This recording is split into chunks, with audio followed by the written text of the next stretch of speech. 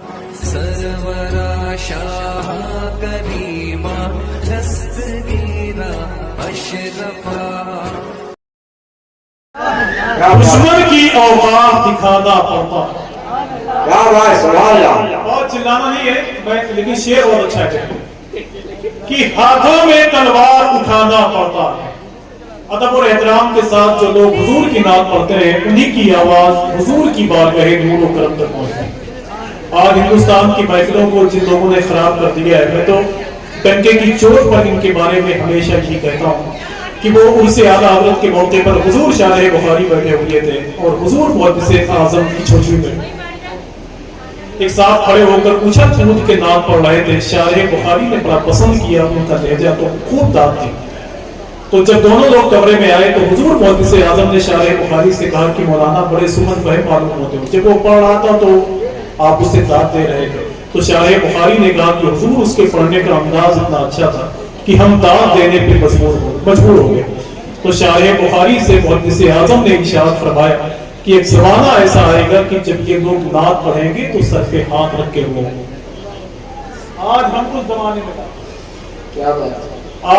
زمانے میں داخل ہیں۔ وہ پاکستان میں صف اول کا نعت کھاتا قاری زبید رسول جب کھڑا ہو جاتا تو گھنٹوں حضور کی نعتیں پڑھتا، لوگ اسے پیسہ دیتے، کوئی مطلب نہیں۔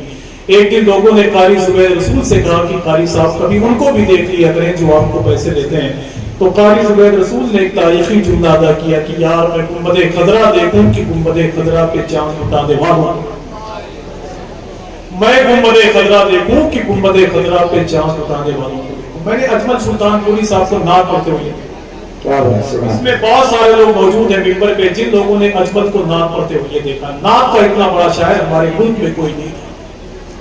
اجمل سلطان پوری نے ایک محفل میں ایک شعر پڑھا تھا تو جتنے لوگ وہاں بیٹھے ہوئے تھے سب کی آنکھوں میں آنسو تھے، اپنے گھر واپس ہو رہے تھے کہ کریں گے محشر میں شفاعت کو کہیں گے اجمل، میری امت کا کوئی آدمی چھوٹا تو نہیں۔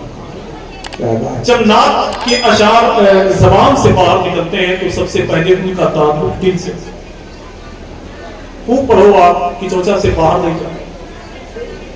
ہندوستان کے ہر گوشے میں آپ چاہتے ہیں کہ میری آواز پہنچے تو ضروری یہ ہے کہ ادب اور احترام کے ساتھ آپ حضور کی نعت پڑھیں۔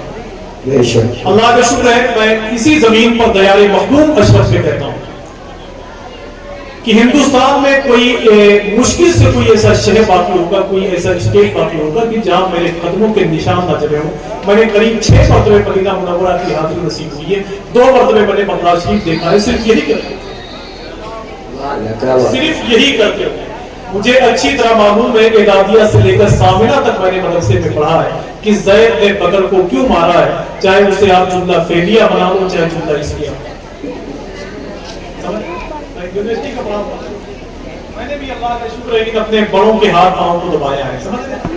تو آپ کی ذمہ داری ہے کہ ان لوگوں کی قدر کریں جو لوگ ادب کے ساتھ حضور کی نعت پڑھتے ہیں۔ کیا بات کہ ہاتھوں میں تلوار اٹھانا پڑتا۔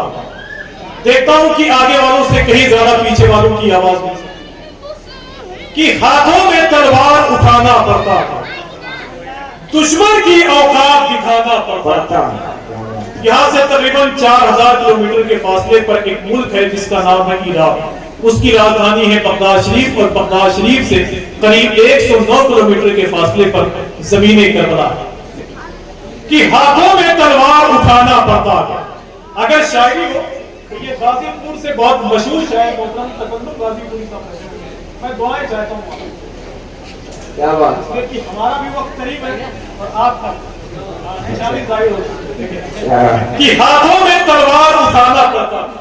اور اگر یہ میری جماعت کے لوگ نہ بولیں تو جو مجھ سے چھوٹے ہیں ان سب کو اتار کے باہر کر دیجیے، آپ سب یہاں آ جائیں کہ ہاتھوں میں تلوار اٹھانا پڑتا ہے، دشمن کی اوقات دکھانا پڑتا ہے، دین پہ چلنا کھیل نہیں ہے بچوں کا، سر دے کر اسلام بچانا پڑتا ہے، دین پہ چلنا کھیل نہیں ہے بچوں کا، سر دے کر اسلام بچانا پڑتا۔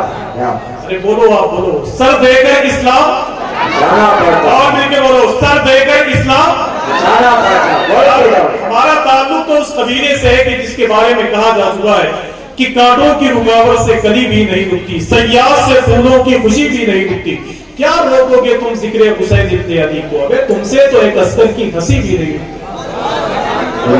کہ ہاتھوں میں تلوار اٹھانا پڑتا ہے، دشمن کی اوقات دکھانا پڑتا ہے، تیر پہ چلنا کھیل نہیں ہے بچوں کا، سر دے کر اسلام بچانا پڑتا ہے۔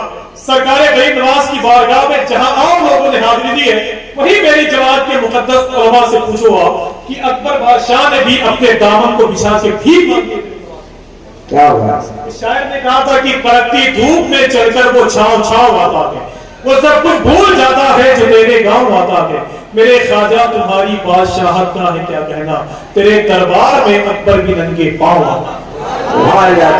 مفہوم ہے بس کہ ہاتھوں میں تلوار اٹھانا پڑتا ہے، دشمن کی اوقات دکھانا پڑتا ہے، دین پہ چلنا کھیل نہیں ہے بچوں کا، سر دے کر اسلام بچانا پڑتا ہے۔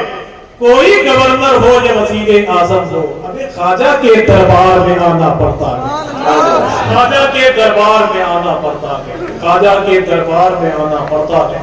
آئیے بہت ہی ادب اور احترام کے ساتھ علماء کی جرمن میں میں گزارش کرتا ہوں اسی کی چوسا شریف کی زمین کو اپنے لیے جس نے توشے آخرت جانا ہے، محترم ثنا خان رسول شاعر اسلام جناب سراج اظہر کی چوچوی صاحب، وہ یہاں بیٹھے ہوئے ہیں، جن کے بارے میں 5 سال پہلے کسی نے مجھے بتایا تھا کہ جب وہ پڑھتے ہیں تو پتھری اور شوگر کے مریض کو بھی سکون مل جاتا ہے۔ اب دیکھتا ہوں اس کو